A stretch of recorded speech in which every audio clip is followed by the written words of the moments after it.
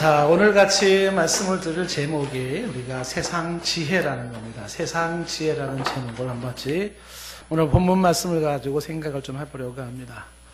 고린도 교회가 지금 가슴 아픈 현실을 맞이하고 있습니다. 두 가지인데요. 하나가 당파 싸움입니다. 교인들이 싸워요. 파가 나눠져 싸웁니다. 참 가슴 아픈 일이에요. 그리고 이제 두 번째가 어설픈 이성주의, 어설픈 똑똑함인데, 자, 한번 복습 삼아 다시 한번 우리가 어떤 교회의 형편이었는지를 한번 좀 보도록 하겠습니다. 먼저 이 당파 싸움에 관련된 내용을 보면 고린도전서 1장 12절 말씀에 보니까 사람들이 네 파로 나누어져 있습니다. 교회가 하나는 나는 바울에게라, 또 하나는 나는 아볼로에게라, 또 하나는 나는 게바에게, 나는 그리스도에게, 이렇게 네 개의 파로 나누어져 있습니다. 이 네 개의 파로 인한 그런 다툼과 분열, 그 당파 싸움을 고린도전서 3장 3절에서 이렇게 말을 합니다. 너희가 아직도 육신에 속했다라고 말합니다. 이유는 너희 가운데 시기와 분쟁이 있으니 어찌 육신에 속하여 사람을 따라 행하며 아니리요. 육신에 속한 자, 무슨 얘기를 하랬습니까? 육신에 속한 자는 예수님을 믿긴 믿는데 악이에요, 악이. 유치하다는 겁니다. 아직도 어린아이예요. 그래서 하나님의 나라를 위하여 일해야 되는 일꾼이 아닌, 지금도 뭐 하냐면 소모적인 시기, 분쟁, 도무지 도움이 되지 않는 비생산적인 싸움, 무익한 논쟁, 이걸로 시간을 보내고 있는 거예요. 너희들이 육신에 속하고 지금 너희들이 사람을 따라가고 있다. 그리스도를 따라가야 되는데, 그리고 하나님을 따라가야 되는데 사람만 바라보고 있어요. 나는 바울, 아볼로, 게바 이렇게. 그러니 너희가 그 육신을 따라 행하는 것이 아니냐, 이렇게 이야기를 하고 있는 것입니다. 이 당파 싸움의 이면에는 뭐가 있는 거냐면 그 고린도 교회 사람들이 자칭 나 똑똑하거든, 이게 깔려 있는 거예요. 그래서 자기 생각이 옳고 자기 판단이 옳다는 겁니다. 그래서 양보할 수 없는 자기 고집이 대립을 만들고 그리고 싸웠다라는 것입니다. 그 나 똑똑이라고 하는 이것이 이제 또 하나의 고린도 교회의 아픔으로서 나온 게 뭐냐면 어설픈 똑똑함인데, 조금 좋은 표현하면 이제 어설픈 이성주의자들이에요. 지혜를 강조하는 사람들이 또 이 고린도 교회의 문제라는 겁니다. 당파 싸움과 함께. 그 이성주의에 관한 이야기는 이렇게 되어 있어요. 1장 19절에 보시면은요, 내가 지혜 있는 자들의 지혜를 멸하고 총명한 자들의 총명을 패하겠다. 사람의 지혜, 사람의 총명을 하나님이 패하겠다. 이렇게까지 이야기하는 이유가 있죠. 왜 그런가요? 20절 말씀해 보십시오. 자, 지혜 있는 자가 어디 있느냐? 여기는 이제 앞에 하나님 앞에서 라는 말이 좀 빠졌다고 보면 되겠죠. 여러분, 하나님 앞에서 지혜 있는 자가 어디 있을까요? 하나님 앞에서 선비가 어디 있느냐? 이 선비라는 게 스칼라야, 학자. 하나님 앞에서 학자가 과연 있을까요? 이 세대의 변론가가 어디 있느냐? 이 변론가가 철학자입니다. 하나님 앞에서 철학자가 과연 있을까요? 하나님께서는 이 세상의 지혜를 미련하게 하신 것이 아니냐라고 얘기를 합니다. 왜 이 세상 지혜를 이렇게까지 평가절하를 할까요? 그 이유는 21절에 이렇게 나와 있습니다. 하나님의 지혜가 있는데, 이 하나님의 지혜에 있어서는 세상이 자기 지혜로 하나님을 알지 못해요. 그러니까 세상적 지혜 가지고는 하나님의 지혜를 알 수 없다. 어떤 학자도, 어떤 철학자도, 어떤 지혜자도 하나님의 지혜를 알 수가 없다는 거예요. 그래서 하나님은 전도라고 하는 미련한 방법으로 믿는 자들을 구원하기를 원했다.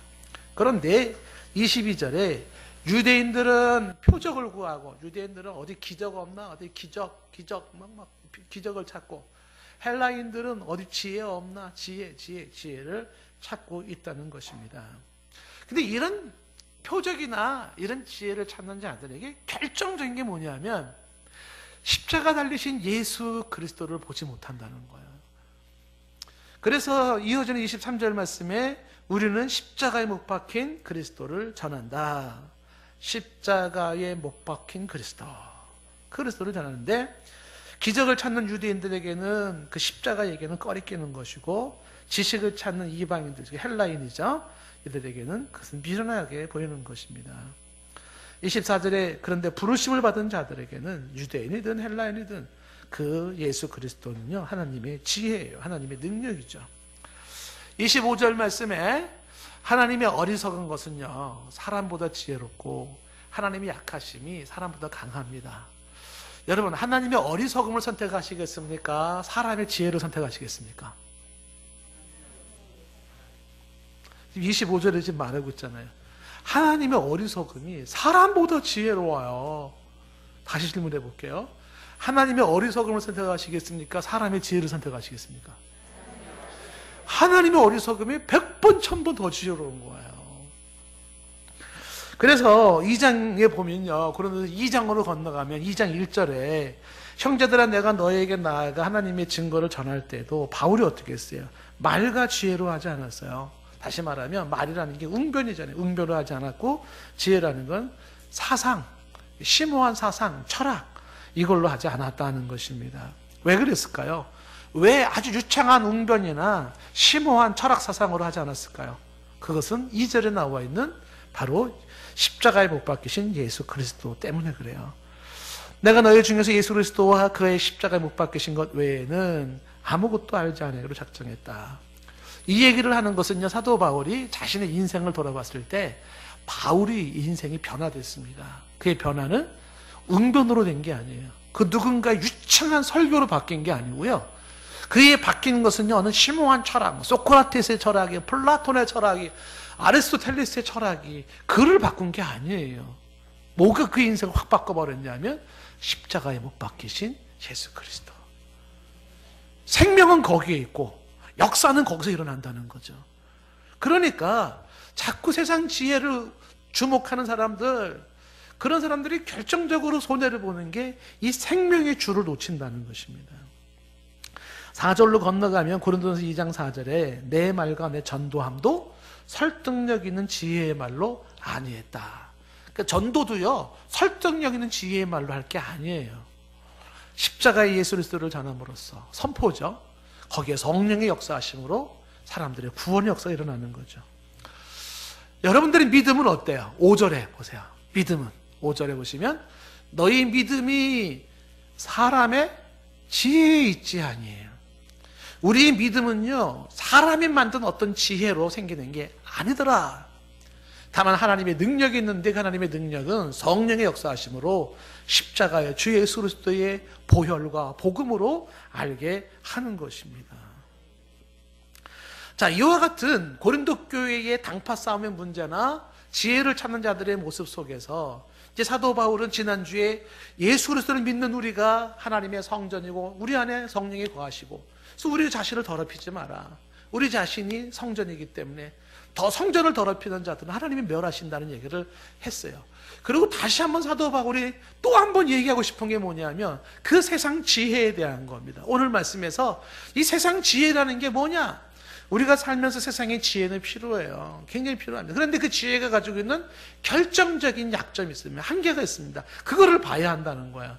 삶의 지혜는 필요하지만 세상에 주는 지혜가 가지고 있는 한계를 봐야 된다. 이제 이 부분을 오늘 강조를 하는데 어떻게 얘기하는지 보실까요? 18절 말씀에 이렇게 말하잖아요. 아무도 자신을 속이지 말라라고 얘기를 합니다. 한번 따라해 봅시다. 자신을 속이지 마라. 이 자신을 속이지 말라라는 이야기는요, 사람은 있잖아요, 자기가 자기를 속입니다. 그리고 자기가 자기한테 속습니다. 그러지 말아라. 너가 너 자신을 속이지 말아라. 너 자신이 너 자신한테 속지 마라. 이렇게 얘기를 합니다. 도대체 우리가 우리 자신한테 뭘 속는다는 얘기일까요? 내가 나를 어떻게 속이고 있을까요? 지금 뭔가 속고 있는데 속지 말아라 라고 얘기를 합니다. 자, 그게 어떤 건지 여러분 이제 18절 말씀에서 계속 나오게 됩니다. 뭐라고 말하냐면 너희 중에 누구든지 이 세상에서 지혜 있는 줄로 생각하거든 어리석은 자가 되라. 그리하여야 지혜로운 자가 되리라 말씀하죠. 자, 요 얘기는 조금 설명하면 이 세상에서라고 되어 있는 걸 조금 풀어서 설명하면은 뭐냐면 세상의 기준에 의하면 그런 거예요. 세상 기준에 의하면 혹은 세상 기준에 의하여 지혜 있는 줄로 생각하지 마라. 세상 기준에 의하여 지혜 있는 줄로 생각하지 말아라 라고 이야기를 합니다. 자, 이 18절 말씀에 자신을 속이지 말라라고 하면서 이게 이제 공동 번역에는 이렇게 번역했어요. 자기 기만에 빠지지 마라. 자기 기만, 스스로 속지 마라. 이런 얘기를 하는데 어떤 속임수가 있냐면 세상 기준에 입각한 지혜가 있어요. 근데 여러분들이 우리 속에 지금 뭐에 속고 있냐면 세상 기준에 입각한 지혜를 가지고서 그게 나의 모든 판단 기준이 되고 있어요. 그걸로 모든 것들을 판단해서 어느 것까지 판단하냐 하면 하나님의 지혜, 하나님까지 판단을 해버려요. 이 세상 지혜로 속지 말아라 얘기를 하는 것인데요. 이 세상 기준에 의한 세상 지혜는 어떤 특징이 있냐면 이게 비신앙적이고 여기에는 비영적이고 비성경적인 거예요. 신앙적이지 않아요. 영적이지 않아요. 성경적이지 않아요. 그러니 그런 세상 지혜를 가지고 그런 상태에서는 하나님의 지혜를 알 수가 없다. 앞에서 얘기했잖아요. 하나님의 지혜를 알 수가 없고 나를 구원하기를 원하시는 하나님의 십자가 사건도 그것도 알 수가 없어요.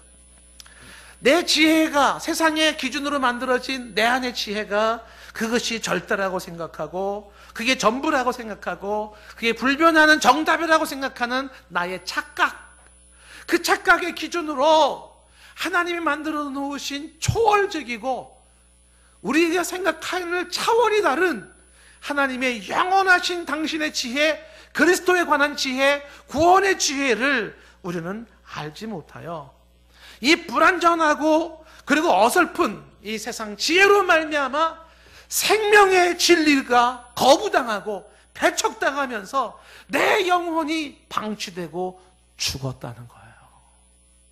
이건 굉장히 차원이 다른 이야기를 지금 굉장히 하고 있습니다.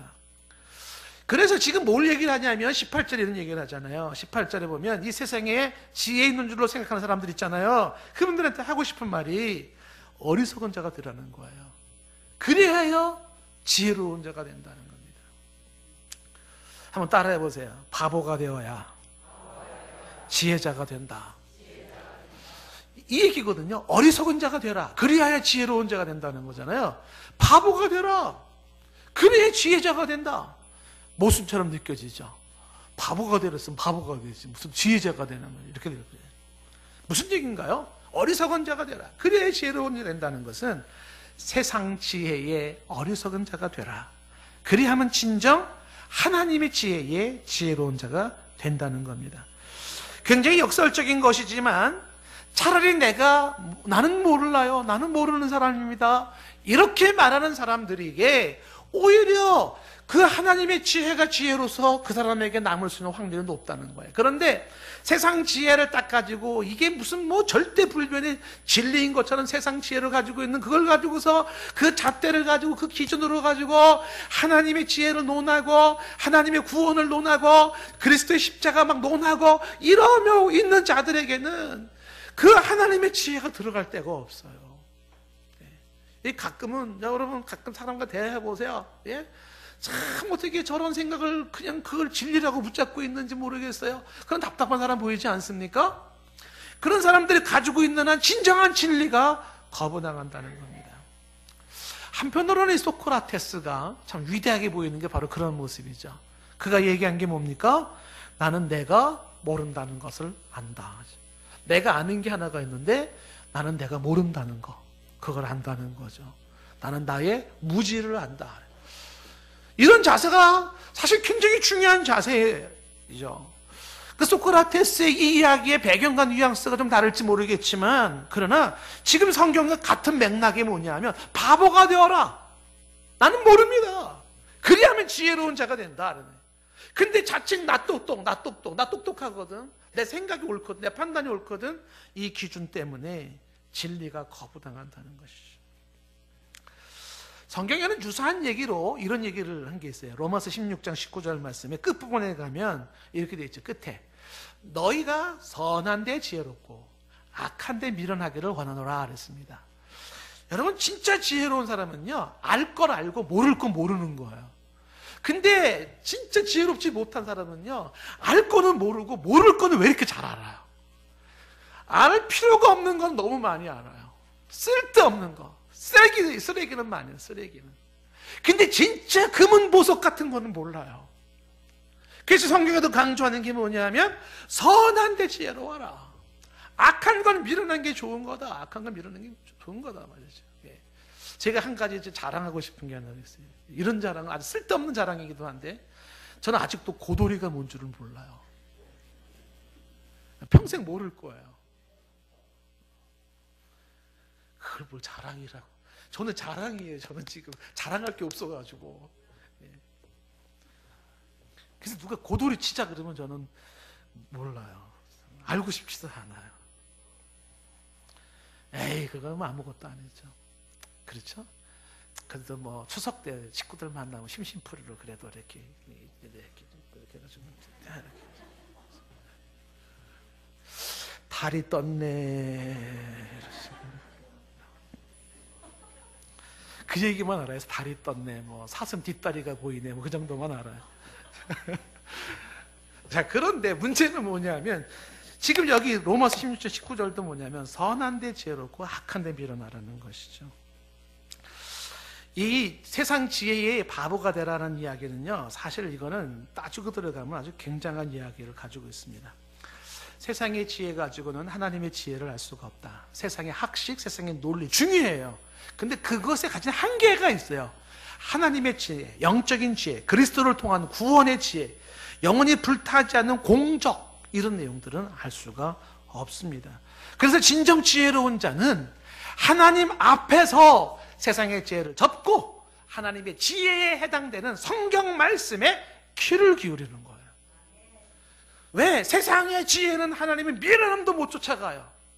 그걸 말씀을 붙잡고 우리는 어디에 더 많은 귀를 기울여냐면 하나님의 말씀에 귀를 더 기울이는 것이죠. 오늘 말씀 19절 말씀 보십시오. 이렇게 했어요. 세상 지혜, 이 세상 지혜는 하나님께 어리석다고 되어 있잖아요. 여기 하나님께라는 게 하나님의 시선으로 이렇게 됩니다.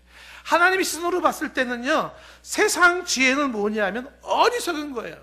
세상 지혜가 어리석어요. 하나님의 지혜 봤을 때 이건 웃기는 일입니다. 세상 지혜는 어리석은 거예요.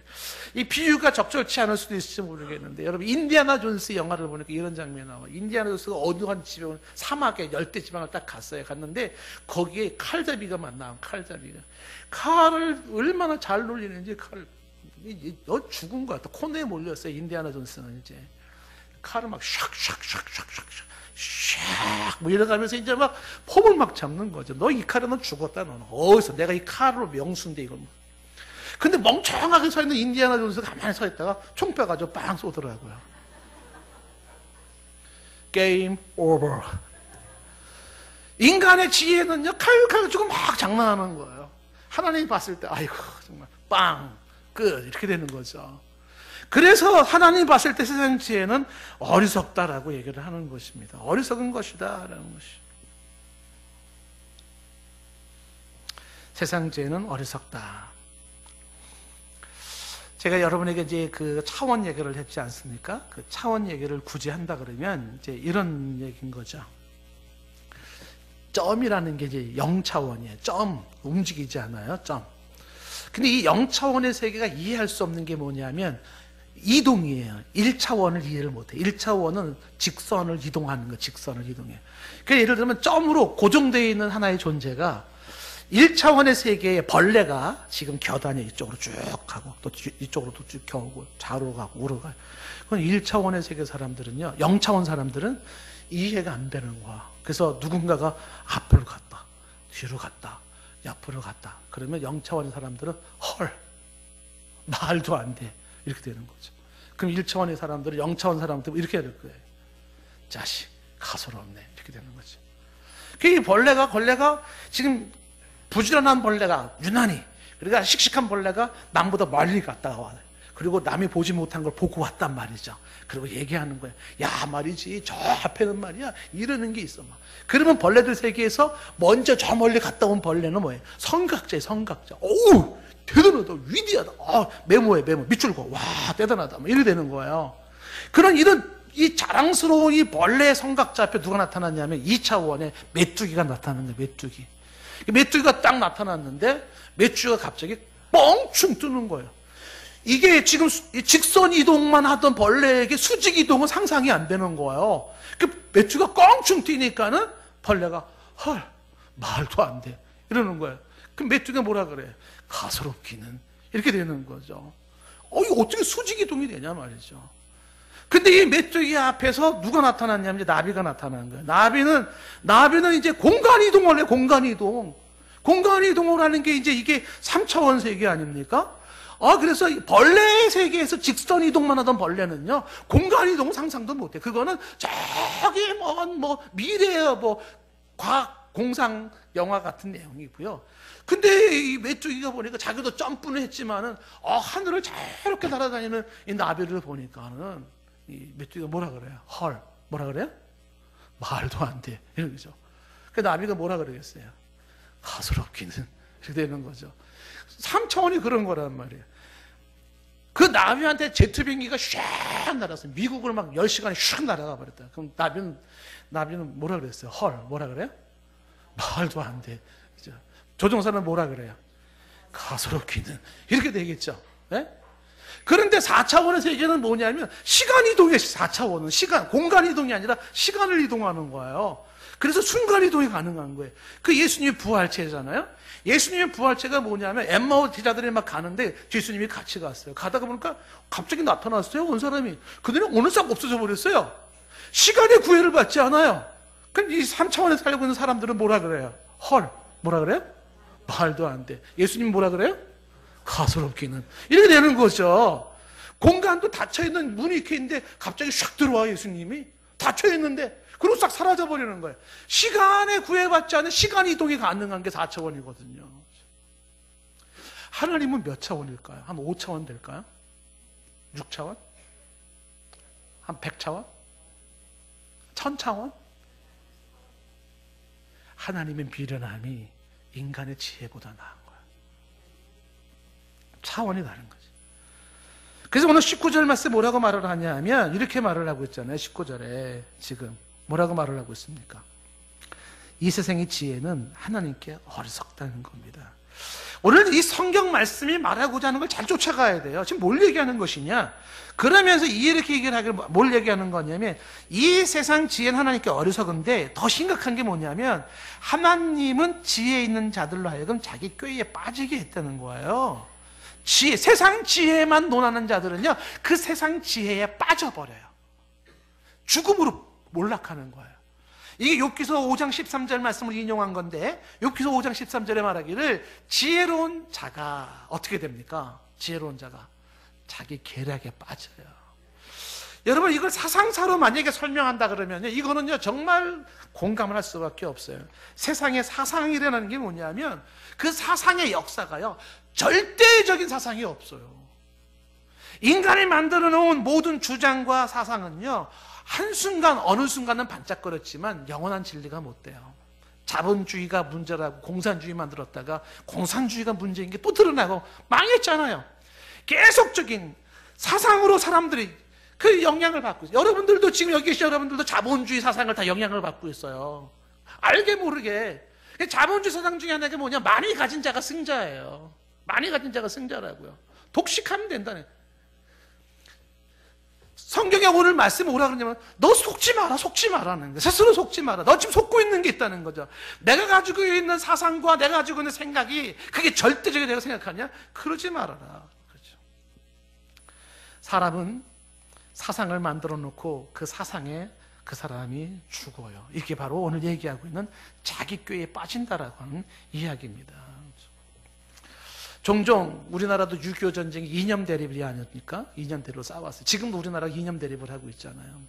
자본주의, 사회주의, 민주주의 무슨 해당 자본주의 막 싸우고 있지 않습니까? 이런 싸움 속에서 질문이 정말 누구를 위하여 종을 울리나 이 질문이 나오는 거죠. 왜 싸우는 전쟁은 왜 나오는 거냐. 제가 이번 주에 목요일 날 금요일 날에 우리 장로님 덕분에 저기 예술의 전당에 가서 그 예술 작품을 관람을 했어요. 알베르토 자코메티의 그 작품을 좀 보았습니다. 자, 이 알베르토 자코메티의 작품 중에 그 걸어가는 사람이라는 작품이 있어요. 걸어가는 사람. 이 걸어가는 사람이라는 그 알베르토 자코메티의 그 작품 세계를 쭉 감상을 하는데, 예. 거기 좀 띄워줘 보세요. 그거 좀 화면 좀. 준비 안 됐어요? 여러분, 이게 지금 그 대표작입니다. 이게 알베르토 자코메티 저 작품이 걸어가는 사람이거든요. 작품이. 여러분, 지금 이제 사진으로 보는 거랑 실물은 좀 다를 수는 있겠지만 저걸 여러분들이 만약에 산다면 얼마나 사실래요? 저거 한 300만 원에 사실 분이 손들어. 300만 원 사실 저거 그냥 이렇게 이런 덩어리로 이렇게 만들어 놓은 건데 사람을 300만 원 없어요? 그럼 한 30만 원에 사실 분 계시나요? 없어요. 3만 원, 3천 원. 저게 얼마짜리냐면 있잖아요. 저게요 300만 원이 아니고요 3천만 원이 아니에요. 저거요 3억도 더 돼요. 30억도 더 되고요 300억도 더 되고요 3천억도 더 되고요. 저게 3,800억짜리예요 3,800억. 야. 근데 이 작가가 만든 게 저것만 있는 게 아니에요. 그 뭐 이제 뭐 여러 가지 만드는데 작품 하나가 다 3천억 막 이래, 1,000억 막 이래요. 근데 저게 3,800억짜리인데 저도 작품을 볼 줄은 몰라요. 근데 저거 보면서 이거 보면 뭐 아주 뭐 그냥 이렇게 종이 찰흙 같은 걸 막 주물주물 해가지고 막대기 같이 이렇게 쭉쭉쭉 해가지고 이렇게 사람 만들어 놓은 거예요. 그래서 저걸 보면서 우리 꿈동산 어린이집 애들도 더 잘 만들겠다 저거는.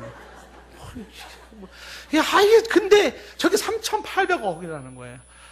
그래서 저는 작품은 잘 모르는데 그 작품에 얽힌 그 배경을 들으면서 제가 사실 가슴이 좀 스산해지면서 좀 감동을 느꼈습니다. 이 알베르토 자코메티라는 사람은요 실존주의 예술가라는 건데 이 사람이 1차 세계대전하고 2차 세계대전을 겪은 사람입니다. 전쟁의 참혹상을 보면서 거기에서 이 사람이 인간에 대한 깊은 연민을 느끼는 거예요. 작가가 피카소를 능가한다 그러더라고요, 저 사람이. 근데 이 인간에 대한 깊은 연민을 가지고 있는 사람이 이 사람이 지금 작품을 만들 때 그 실존주의 사상에 대한 거를 설명을 해요. 뭘 얘기하는 거냐면 인간은 어떠한 사상이나 어떤 조직이나 어떤 국가의 압력에 의하여서 거기에 매몰될 수 없다. 인간의 가치, 인간이 가지고 있는 의미는 인간으로서의 갖는 실존의 의미가 있다는 것입니다.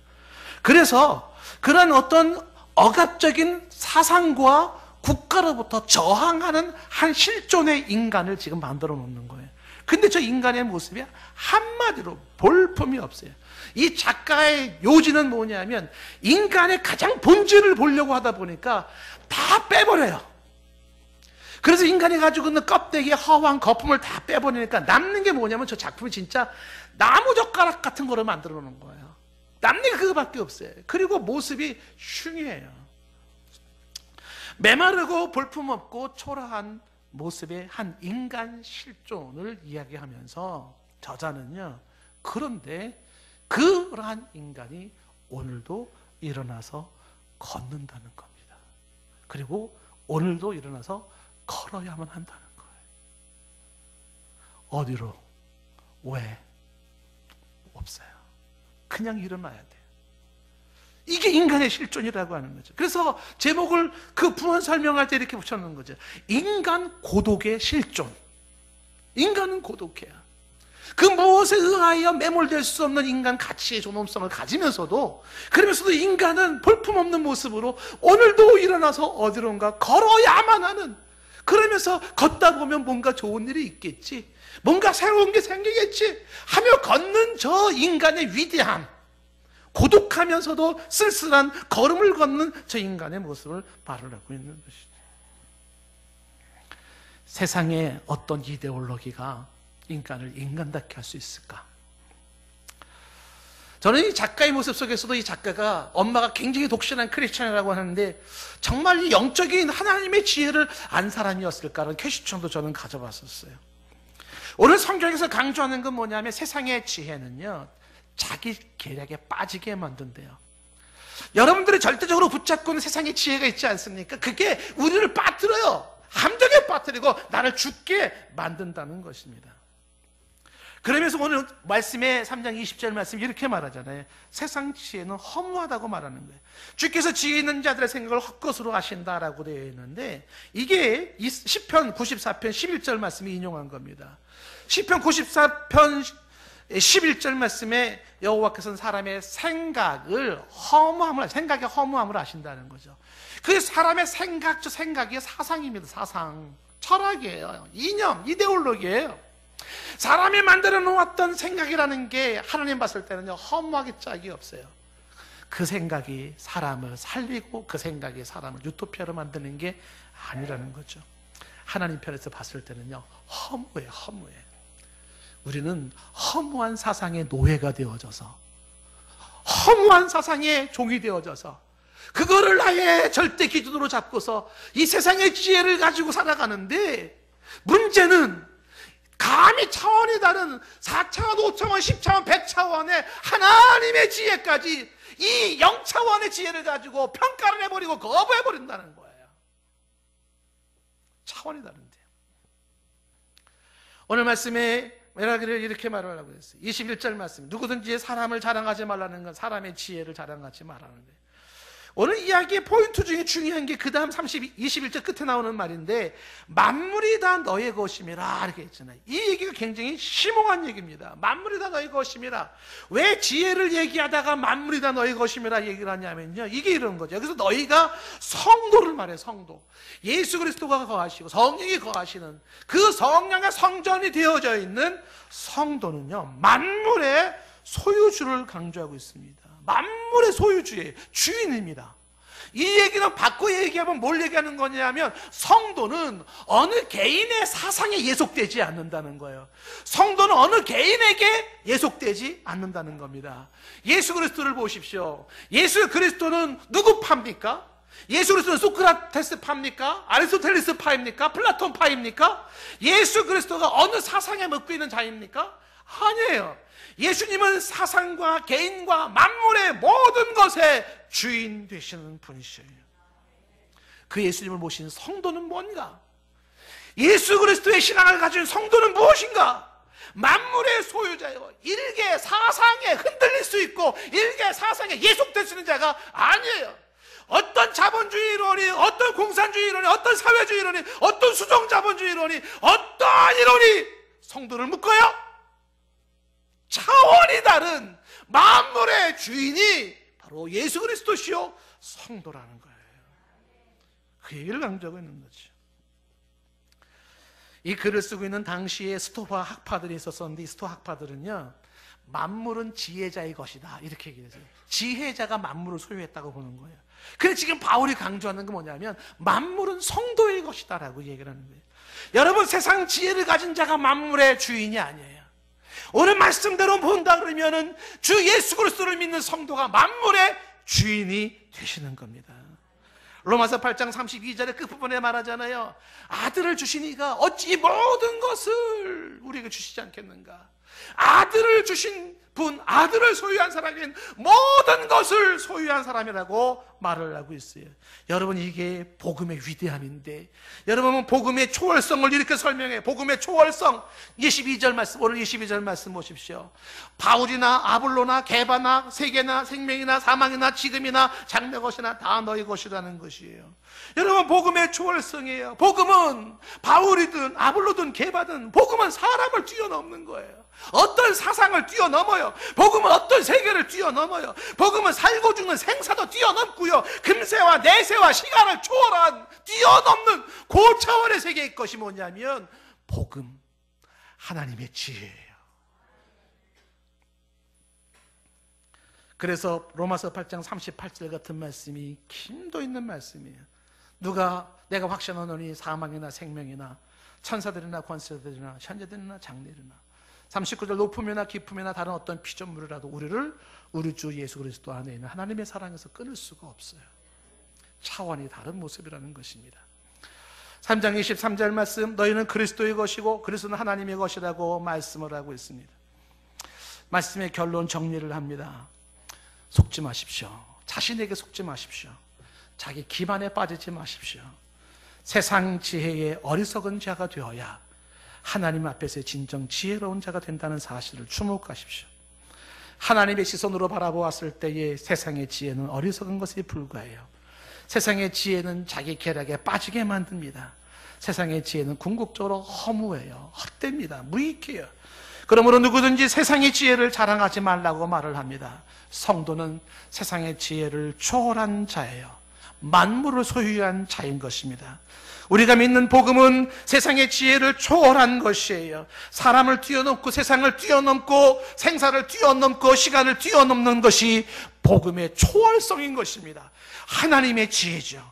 세상은 성도의 것이고 성도는 그리스도의 것이고 그리스도는 하나님의 것일진데 하나님 중심의 하나님의 지혜는 이 세상을 뛰어넘는 영원한 지혜인 줄로 믿습니다.